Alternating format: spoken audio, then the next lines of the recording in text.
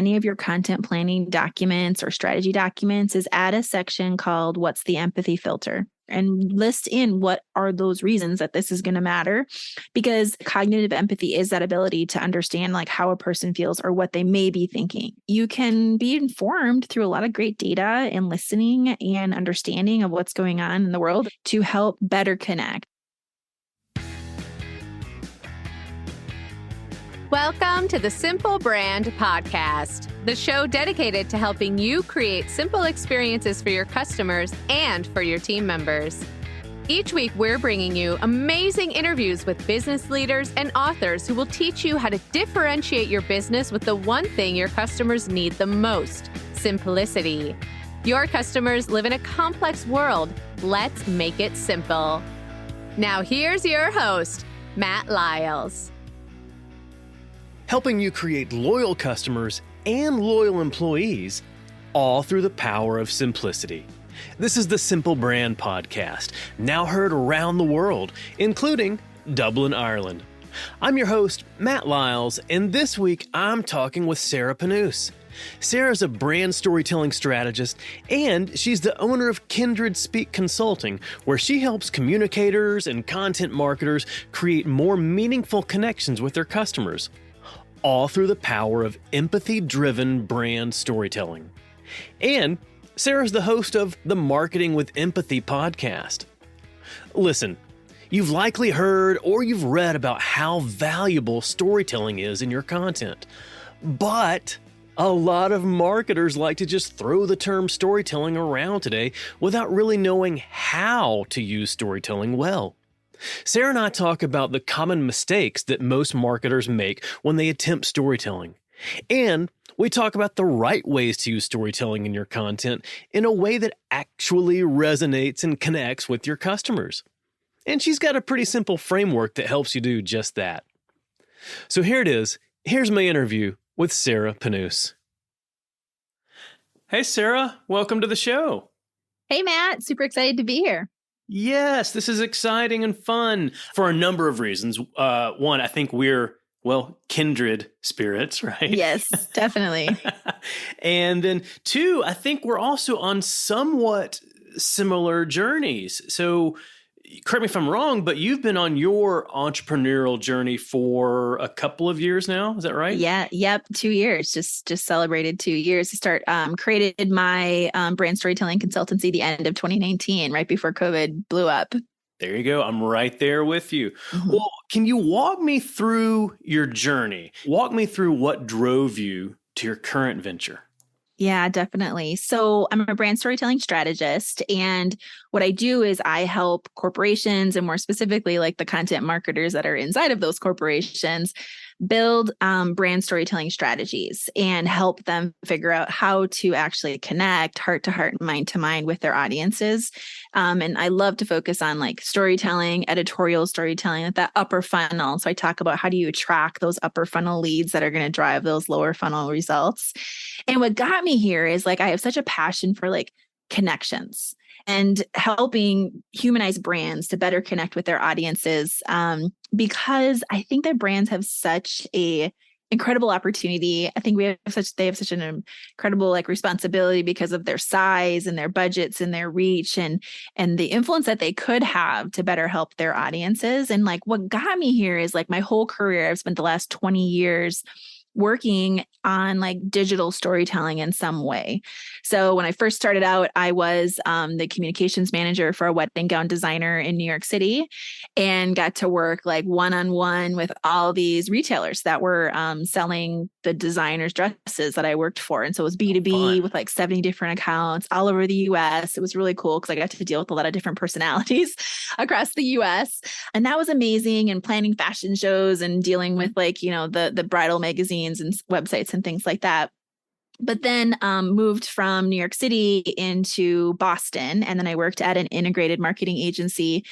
And as you do on the agency side, work with a lot of different clients and brands. Right. My focus has always been more on like CPG brands. And so I spent a lot of time with Nestle Waters, Starbucks, Lindt Chocolate, Ooh, and fun. did some cause branding work with the American Heart Association. Those were like some of my biggest clients. And then met my husband out east, and he actually brought me back to my home state of Minnesota because he Oh, went back for his PhD and got into the University of Minnesota. So we came back here to Minnesota, which is where I'm from. I did like a full circle. That's when I started going into corporate, and I spent the majority of my career on the corporate side. So I spent 12 years in-house at Sleep Number, which is a $1 billion sleep wellness retailer. They have some Sleep Number smart beds and bedding products. So I was there for 12 years, wore a lot of different hats, growing specifically PR manager. And then I started and grew their whole social team and program for 9 years, growing it from like $0 budgets up to $10 million budgets, and the leading ROI generator of the company, which was fun to see, that growth. oh Then I yeah. got completely burnt out on social and was able to start a new role within the company as the leader of content marketing strategy.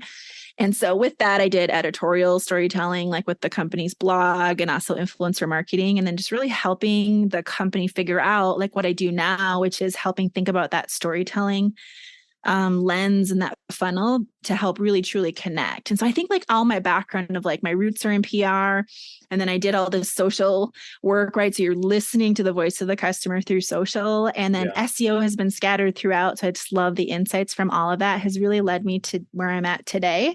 And it's kind of like what makes me me, that putting all those pieces together.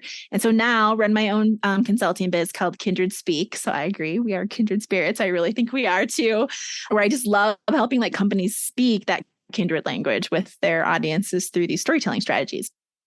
Well, that's it. And I love hearing about your journey because I can see how along the way all these little things that you would pick up that kind of come into and build into what you teach today.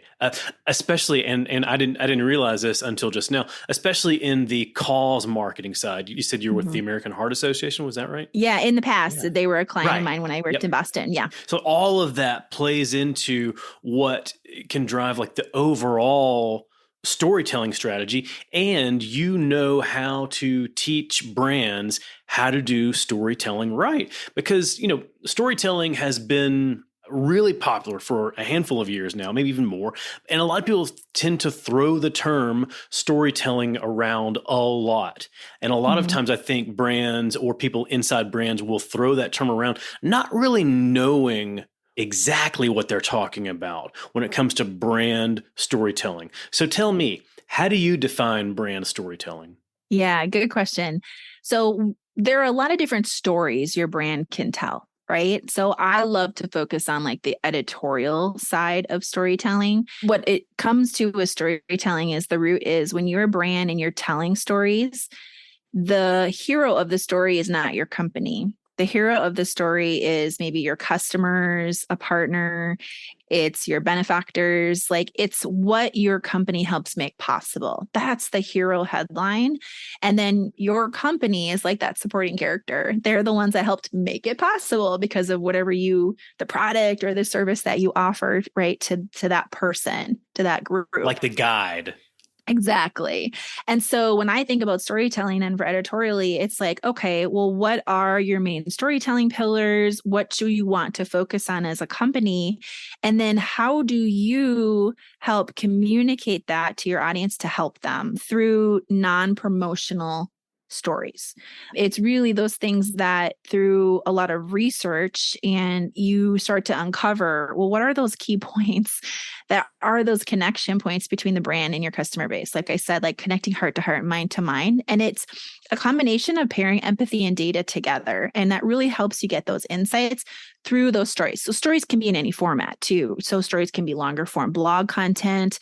They could be videos, short and long. They can be infographics. They can be like explainer, animated, graphic type illustrations, things like that.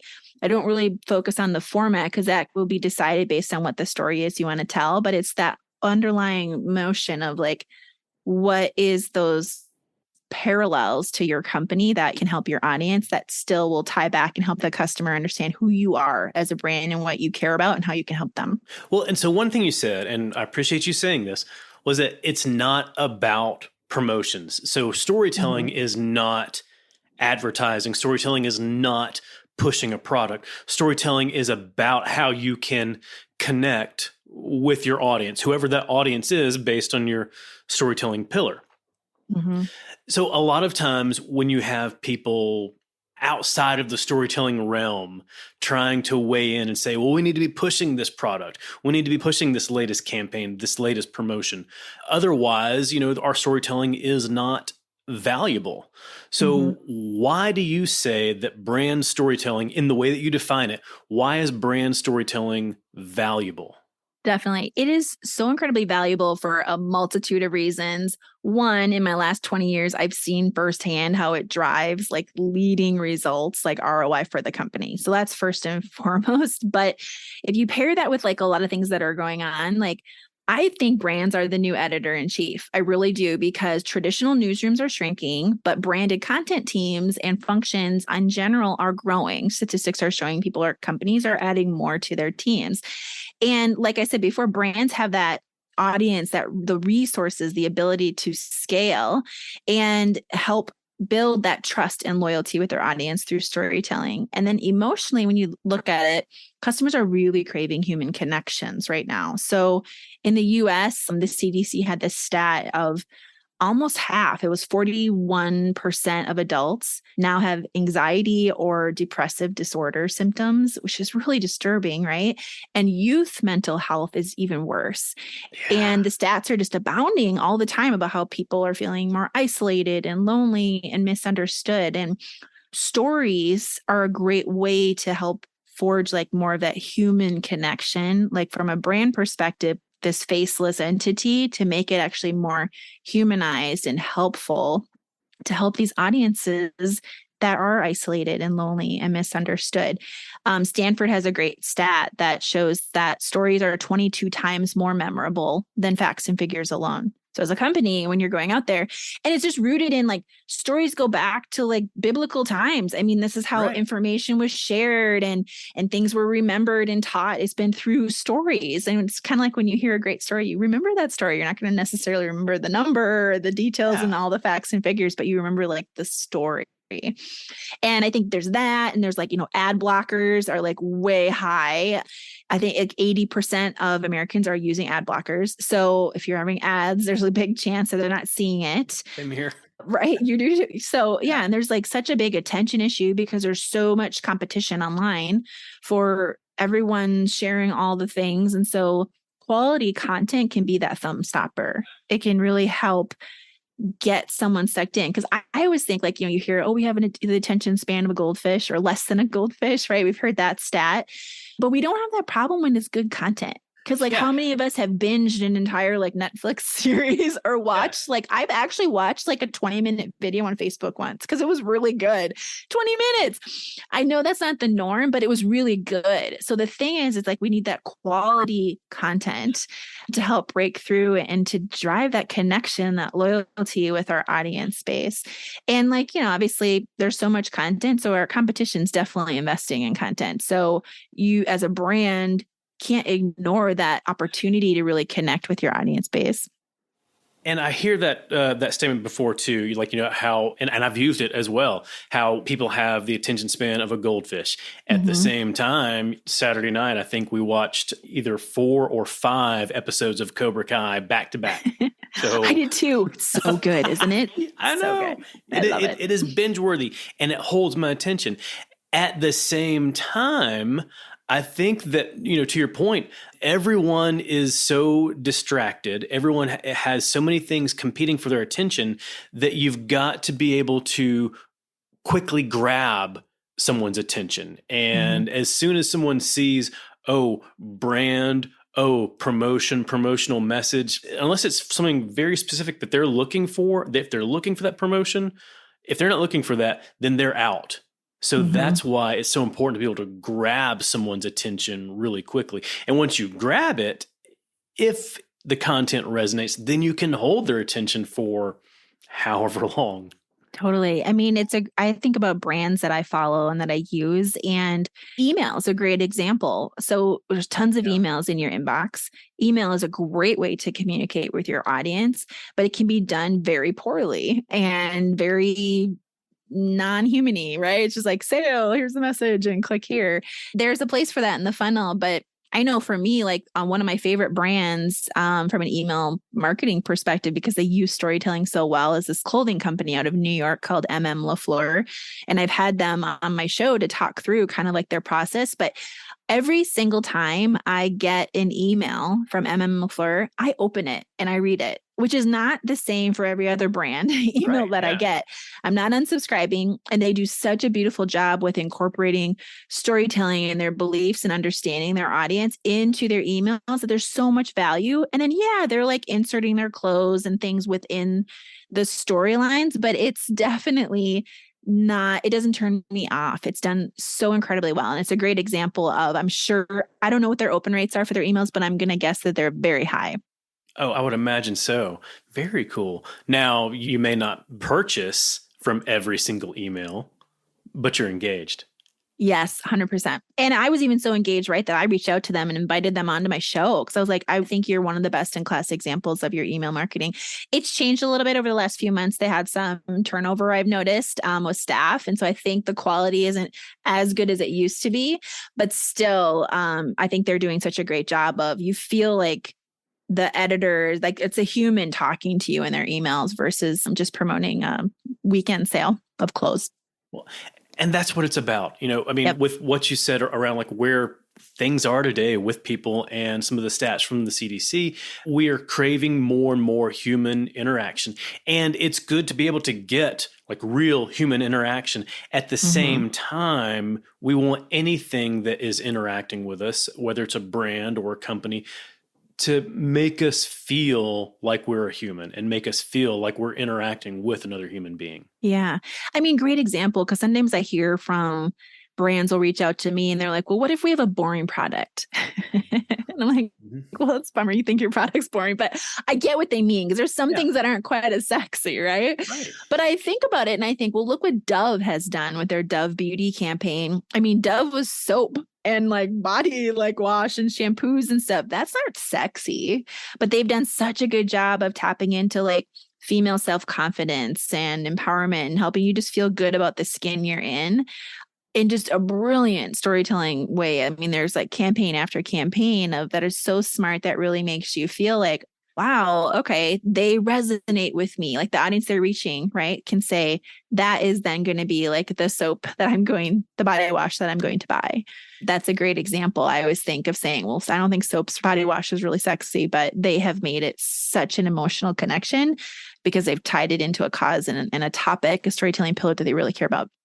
Yeah. And for anyone that thinks, oh, my product is boring, that's okay, because if you're doing brand storytelling the right way, it's not going to be about your product. It's going to be about your customer. It's going to be about your audience and recognizing their goals and challenges and what they want to be able to do, and then how you're able to help them meet those goals and challenges. Totally. It's not 100%. About the product. So it's okay if it's boring. I agree. Because if it's doing something good and helping them and you're telling those stories, then it's going to be interesting to your audience. Yeah, I agree. That's it. Well, we've talked earlier before the interview about our previous careers, and I've seen this in my previous career. I hear about it from others who experience this, especially once you're in larger and larger organizations. You've always got so many different teams, leaders, stakeholders weighing in on your storytelling, saying that, they're weighing in on how a story should be told or what story should be told. And that can get pretty complex. Yes. Thankfully, you've developed a framework that helps simplify all of this. Talk to me about your framework. Yeah, so you're spot on. And anyone listening, I'm sure, is nodding their heads that's very familiar with this process, because there can be times even when you have a plan and ad hoc things are going to come flying at you and you're like, where is this coming from? So just through my career, I've created this method called the FED method, FED. And I think about it like just like our bodies need like three things to really operate at our best. We need food, exercise, and sleep, right? To like do our best. I think your content plans need these three things to do their best too. And it's why I find that the most effective content plans have this foundation of focus, empathy, and data. That's what FED stands for. And so I can talk through what like FED stands for. So F stands for focus. So this is great with your approach on simplicity. I 100% agree. Nothing is going to derail you, make you feel overwhelmed and confused faster than having way too many things to try to talk about and have all the things. And so with focus, what I recommend is from a storytelling perspective is just to focus on 3 storytelling pillars. And really think about, well, what are those 3 main kind of storytelling umbrellas that all of your stories throughout that whole year are going to ladder up under? And if somebody comes to you then with an idea that falls outside of those 3 things, you either don't do that story because it doesn't make sense for your brand, or you modify the idea to make it fit into one of the storytelling pillars. This is really going to impact you it's going to impact your budgets, your time, your teams, your sanity and your results, because you're going to be much more focused at what the brand cares about. And with this whole FED method, like with your storytelling pillars, obviously, once you've identified them and you want to merchandise the heck out of them, get all the senior leader alignment that you possibly need with anyone, so that everyone's on the same page. And then I like to send out, like, it's just one slide. Like, here's our 3 storytelling pillars. It's the name, it's the description, and some examples of the types of stories. And anytime something comes up that's outside of it, you can always just go back to it. Oh yeah, remember our 3 storytelling pillars are this. So I would tweak that idea in this way, or, oh, it doesn't really fit. Like, what are you thinking? It just gives you that foundation to be able to come back to. So focus is the first part. I always like to think about storytelling pillars as like, there's usually 2 obvious ones and then a third kind of wild card. And so I like the wild card in the mix because it's like, what makes your business different from your competitors? What is that kind of different thing? So like, for example, when I was working with Sleep Number, that wild card was sleep science, very smart beds, technology driven, all sorts of data and insights to help you understand your product versus like other mattresses that just lay there and don't do anything, right? So the science aspect and all the research they're doing with like the Mayo Clinic and things like that, that's like a differentiator for Sleep Number. Or like for my own personal brand, something that's different about me is a category I call child trafficking. So I actually donate a portion of all of my profits to help fund child trafficking rescue missions. This amazing nonprofit called IJM. It's very near and dear to my heart as a mother, and it just sickens me. And so but that's different, right? It's something that I do talk about in my content mix that maybe another brand storytelling strategist doesn't, because isn't like their thing. So I always love to have that third thing be a little bit of a wild card. Like, that's you. It's a little different. So that's focus. And then the E stands for empathy. So I call it empathy filters. And this is really the way you start getting into that heart to heart, mind to mind, is when you compare empathy and then the D, which is data. So with empathy, I specifically talk about like cognitive empathy. So that is by definition just like your ability to understand like how a person's feeling or what they might be thinking. And so that mindset is the way as marketers that we can relay info in a way to our audience that's going to best reach that person. I have like 4 different types of empathy filters that are really good prompts for folks listening as you're thinking, well, what do I want to do? So the first one is data-informed empathy. So this is an example of like when you're looking at data and you see like 46% of our audience has high school aged kids living at home. Like, that's data. It's a fact. It's a stat. So you're getting that and you're understanding, okay, well, they're parents, they have high school aged kids. Okay, we're starting to understand our audience in this way. Next one is SEO informed empathy. I love SEO. It's one of my favorite data sources. But SEO can tell you a lot more because what people are searching for and typing in. And so this insight would be like, an example would be, There's a large volume of people that are searching for ways to better communicate with their teenagers. So now you're starting to feel like, okay, they're having communication issues. They need help like talking with their teen. That's different than just the stat of like they have the teens. Now you're kind of getting the feel for like they need help communicating and they're searching for this. Then there is human informed empathy filters. And these are like shared feelings that we can relate to with each other. My favorite that I always talk about is how I always pick the slowest checkout line at the grocery store, like unintentionally, but I feel like I'm always like standing in line and everyone around me is going faster. And I'm like, oh, I wish I would have picked that line. How'd that happen again? I know. It's like, what are we doing wrong here? Or another one that I saw Spotify did a great ad campaign around was the insight of people that stay waiting in their car until like the end, this great song finishes. Like there's a great song on the radio and they're like, don't want to leave. That's me. And this, right? And so they did this whole amazing content campaign around these like just hilarious moments of people not getting out of their car until like the end of the song ended, you know? And it was brilliant. And because again, that's a human informed empathy filter. Wow. Right. And then the last one I like to think of is nostalgia. So nostalgia informed empathy, and nostalgia is incredibly powerful empathy filter. So these are things that are like key life moments and experiences that people go through at the same time. So COVID is going to be a great example of, you know, a lot of us going through COVID at the same time together and what that was like. But it's things like people living through the same decade or having the same favorite toy or cartoon that they used to watch when they were a kid, going through a crisis together, like 9/11, like, and talking about where you were at in that moment. But like, that's nostalgia marketing. It's why you see, like, you mentioned Cobra Kai, right? Cobra Kai is great nostalgia for all of us that watched Karate Kid originally. Now we want to see, well, yeah, what are they up to now that they're adults? That's nostalgia marketing. That's smart. Like bringing back these like remake shows later. So you can kind of tap into that same audience in the future, you know, when they're all older. So those are like the 4 types of empathy filters I like to look at. Did you know that in addition to my podcast and my articles, I speak to audiences all over to help them simplify their customer experience and simplify their employee experience. I've spent the last few years leading a crusade of simplicity across the globe. If you want a winning brand, you have to provide a simple experience to your customers and to your team members. Whether it's a live event or a virtual event, I'd love to partner with you and teach your audience how to do just that. With over a decade in marketing, I know how to hook and captivate an audience. And as a speaker, I know how to connect with that audience. Along with my lessons, I use stories and humor to keep everyone engaged and inspired. Then they leave with the knowledge and next steps to transform their business. As an event planner, you're managing lots of details to give your audience the most memorable event.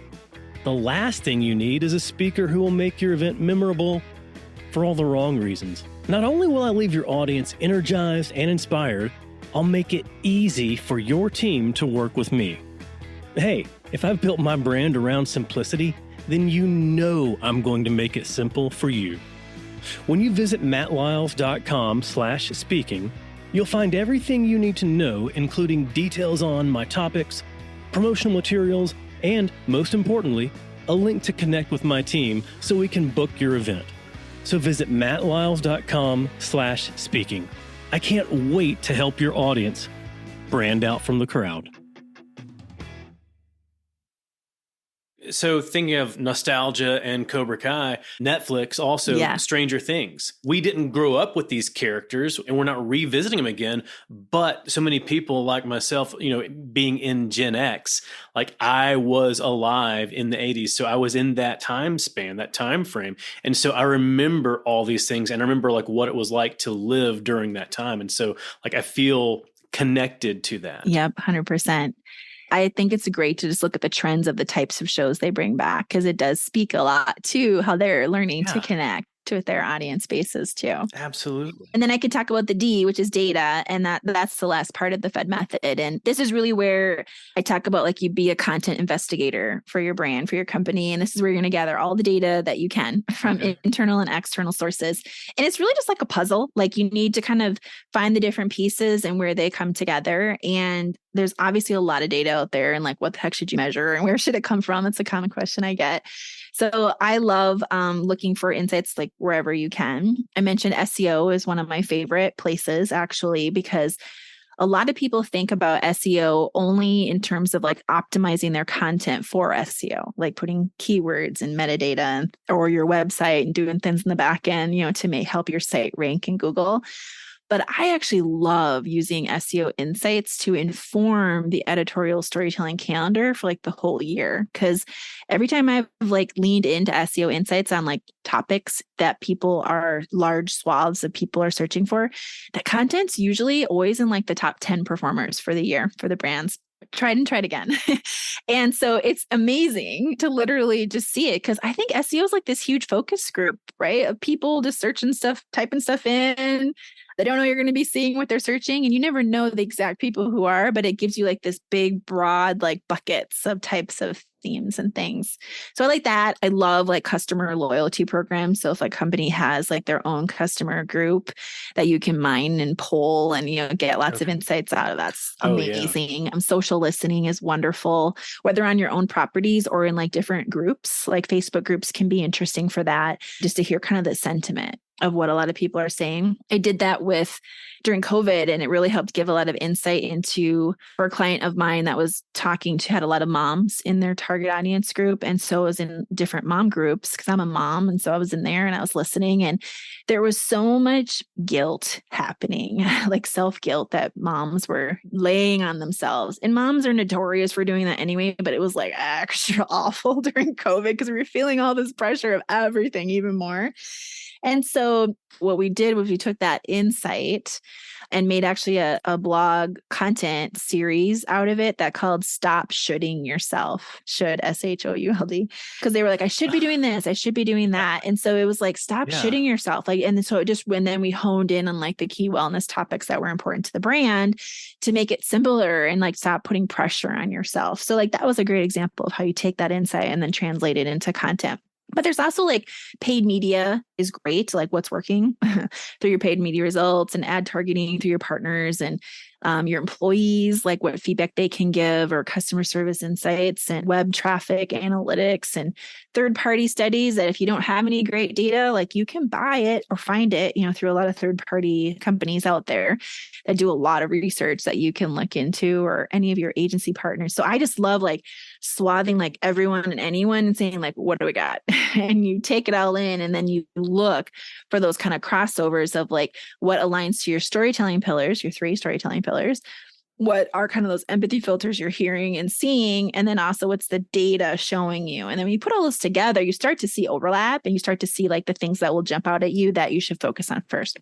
Oh, very cool. At least outside of paid and outside of advertising, when you talked about like just going into the mom groups, simply just listening to what they're saying and what they're talking about and what their challenges are, and then applying that back. Okay, out of everything that everyone is saying, out of all these challenges that they have, is there anything that ties back to us that we can help with? Yes. So very rarely are people really going to be talking about your brand. Moreover, from a storytelling perspective, they're going to be talking about topics and things that relate back to your brand. So like with Sleep Number, people may be talking about how they're tired, they're cranky, they're like, and they're having all these things related to sleep, but they're not necessarily mentioning that brand. And so that's what you're looking for. And that's why those 3 storytelling pillars are so key, because you can really hone in then on, well, what are those 3 areas you want to be looking for? And then you look at, well, who are our customers and what are they saying about these general topics? If it's health and well-being, and sleep, like then you can kind of start to understand like pain points and questions and things around that you could help them on. So, or parallels of like, well, gosh, this is interesting. A lot of people are talking about this, but nobody really understands that sleep impacts that in a huge way. So that's an opportunity. We can educate on that and help them. That's it. And so for me, I think when it comes to the storytelling team or whoever else is trying to do this listening, to me, that takes some pressure off of you. You don't have to be listening about your brand or about your industry. You just simply need to be just listening. Yeah. And, that's why I love looking at all sorts of internal and external resources, like in insights, wherever you can get it. And companies of varying sizes are going to have varying levels of insights. But I think the challenge is with data always is if you only look at it in a silo or you only look at one source, you have to, from a storytelling perspective, look at multiple places to really start to understand what's going on with your audience. What are they thinking? What are they feeling? What are their questions? Like, and then thinking about how can you help them? And that's what comes across in your stories. Yeah. Well, so earlier we talked about storytelling and how a lot of people are tending to throw that term around a lot, not really understanding what they're talking about or not understanding how to really apply storytelling in the right way. At the same time, I think we're hearing that with the term empathy as well. I think a lot of people are throwing the term empathy around without really understanding here's what it means to have true empathy. And here's what it means to instill empathy into your marketing, empathy into your content, into your storytelling. So how can brands make sure that they're doing empathy right? Yeah. Well, the number one tip I would say to everyone listening is the easiest way tactically is literally in any of your content planning documents or strategy documents is add a section called what's the empathy filter. And that forces you to think, well, what is the reason that our audience is even going to care about this topic? And that goes a long way. Like literally, if it's in your content calendar, you have a column, empathy filter. You have to write it in. If it's in like a strategy document that you create for a big idea, write empathy filter and list in what are those reasons that this is going to matter. Because like I said before, like cognitive empathy is that ability to understand like how a person feels or what they may be thinking. You're not a mind reader. None of us are, but you can be informed through a lot of great data and listening and understanding of what's going on in the world at that moment with your target audience to help better connect. And so that's first and foremost. I would say that's like the number one tip is add the words, what's the empathy filter to any of your content planning docs. And if you can't answer it, don't make that piece of content until you can figure that out. So that's first and foremost. Then it's adding the human into the story. Explain that. So a really easy way in written content, video content, or anything, like in a written piece, I love to start and end the story with a quote from a real person. It's such an easy way. It sounds so simple, but right away you're putting like a human first versus like leading with a bunch of stats or facts or things like that. Like you want to like put your listener in the story, or at least if they can't identify with that person, they can understand how that person may be feeling or what they've gone through. So it's like such an easy way to humanize the story and create more empathy right away is put a human in the story. And when you say like starting with a quote from a human, are you saying like a real person? Yes, a real person's quote, something of them saying, and then you source them. Or in a video, it's them on camera, like talking about something. That's like the easiest way to start to get at that. When you have the empathy insight, then like bring it to life through a real person's story. Yeah, I think that is so key in connecting with your audience because we like to see ourselves in other stories, and if we don't see ourselves in the story, we're not going to relate to it. Yeah.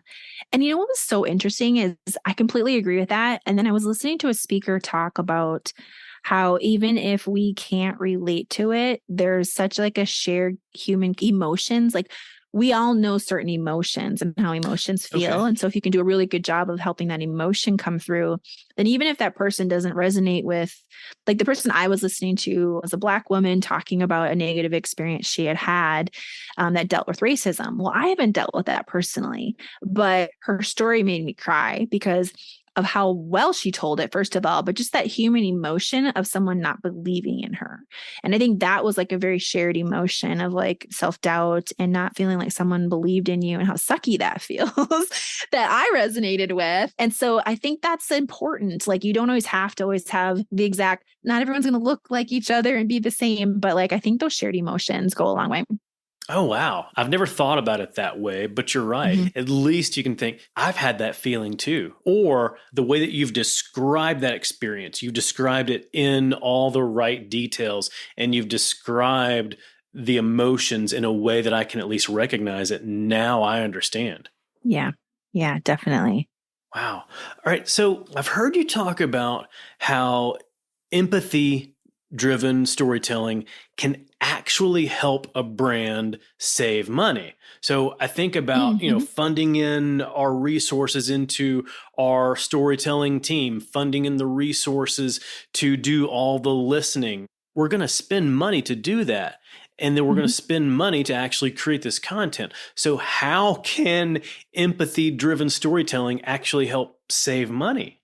Yeah, I love this one because it's something I stumbled on through my career, really, as you're trying to always quantify like how, the value of the work you're doing and what it's driving for the business. And definitely it's always how much is it generating? But then the flip side, it was, well, actually, how much is it saving you? And so the example here is that are there stories, are there topics and things from a content perspective that you can be talking about that can actually save your company money because you're not going to have to answer all these questions as much? You can be really proactive about something instead. So the great example that I went through in my career was we had done a lot of great listening and learned there was a few different topics and questions that people were having. And so we created some content about those things, put them on the site, shared them with customers. And so from a customer service like center perspective, instead of all these customers calling in, and every large company can kind of quantify like what's the cost per call? Like how much does it cost us to answer all these calls or these DMs or things, depending on how they're servicing their client base. And so what you can do then is say, well, does that volume go down after you're sharing this content? So then instead you can say, well, instead of having to pay X number of dollars per calls, our call volume's gone down. So it's actually helping us save money. So you can look at efficiencies like that in the process of your whole organization to say, well, how does storytelling content, how does content help save us money as well as make us money by attracting, our audience to us that we want to reach? Oh, wow. Okay. Now that makes sense. That makes sense to me. And that, to me, that sounds kind of like going upstream. Like you think about your customer experience. Well, where are things falling apart? Where are people having friction in the experience? Well, you go upstream to fix that. In the same way, where do our customers have questions about certain things? Well, let's go upstream and proactively answer those questions before they even have the question. Totally. And also too, like from your employee base, if there's efficiencies of if you give them links to certain pieces of content that they could then share, and that would save them a lot of time in their day because they don't have to spend as long answering something. That's efficiencies too, right? Then that's just more productive employee, which will save your company money that way too. There you go. In so many different ways, empathy-driven storytelling helps drive value, find like real financial value. Yep, 100%. Well, who are some brands who you think are doing empathy right? Well, I mentioned Dove Beauty. Obviously, they're always like a classic example. I think that REI has done a good job of tapping into their values and the stories that they share. One of my brand crushes is Spotify, which I mentioned before. I was like, I give crushes on people. They're like my brand crush. I think they do such a good job with data storytelling. Like they're just amazing. So those are some of my favorites for sure. Obviously, like my former employer and client, Sleep Number, does a great job too of really leaning in and making it more than just a mattress. They do a great job of taking a commodity product and sharing that health and wellness story, a very relatable way, because everybody sleeps, but there's a lot of emotions and health issues and things tied to it. So I think they do a great job too. Oh, yeah. And that goes back to what we were talking about earlier. Just a reminder for any brands out there who think, well, my product is a commodity. My product is boring. This doesn't work for me. No, there's a way to make it work by not focusing so much on the product and focusing on the customer. Yeah, definitely. There's a way to weave it. And what I say to people, just add to that is, I'm not saying don't ever mention your product. It is a supporting role of how that story came to be. So you want to make sure you're getting some credit for it. So it's not just forgotten, but it's not the lead, to your point. Of course. All right. Well, Sarah, I have learned so much from you today, and I can't thank you enough for this, but where can people go to learn more? Yeah. So I would love, folks, if this was interesting and you want to connect with me, I have my own podcast as well. It's called Marketing with Empathy. So you can hop on over and subscribe. I'd love to hear. I talk about these types of topics with myself and then lots of other great content marketers that work at brands, and they're sharing what they're doing. Lots of good case studies there. Yes, there is, definitely. And you can connect with me on LinkedIn. It's my primary channel, Sarah Panus there. My website is kindredspeak.com. I also have a freebie I can offer up for everyone listening too, that goes even deeper than what we were able to get into today, Matt. So nice. It's called 3 Ways to Improve Your Content Strategy This Year. So I'll send a link to you. You can put it in the show notes. But if you go to kindredspeak.com and there's a big favorites link at the top, if you click on that, you can also get to it that way. But I'll send it to you. So it's pretty quick. People can click through on that. I talk about like the empathy piece, but I go a lot deeper then into like how to repurpose your content to like work smarter, not harder. And then also the importance of like creating internal like content advisory boards. So you have allies to help grow your budgets in your team and support for your brand storytelling plans in the future. Excellent. Love that. Yeah. So many great ways to make sure that not only you, but then everyone else can get on board with the right way to do empathy-driven brand storytelling. Yeah, definitely. Love it. Awesome. Well, Sarah, thank you so much for your time today. Thank you. This was a blast. I enjoyed talking. I hope you enjoyed my discussion with Sarah Panus. So go and visit her at kindredspeak.com. You'll get access to all of her lessons to help you create content that more easily connects with your customers. And be sure and check out her podcast, Marketing with Empathy. Sarah goes pretty deep into some of the lessons we discussed today, and she also has some insightful discussions with some pretty stellar guests on how to instill empathy into your marketing, your content, and your customer experience. If you want a good starting point, then check out episode 58, where Sarah talks to my friend Rob Volpe about his book, Tell Me More About That, Solving the Empathy Crisis One Conversation at a Time. And speaking of podcasts, if you're enjoying the Simple Brand podcast, go ahead, hit that subscribe button because it's going to make it so much simpler for you to get future episodes like the next one featuring Melina Palmer. Melina is CEO of The Brainy Business, which provides behavioral economics training and consulting to businesses of all sizes all around the world. She hosts a podcast devoted to behavioral economics, The Brainy Business, Understanding the Psychology of Why People Buy. And Melina is the best-selling author of 2 books devoted to behavioral economics, including her latest, What Your Employees Need and Can't Tell You. And Melina is the best-selling author of 2 books devoted to behavioral economics, including her latest, What Your Employees Need and Can't Tell You.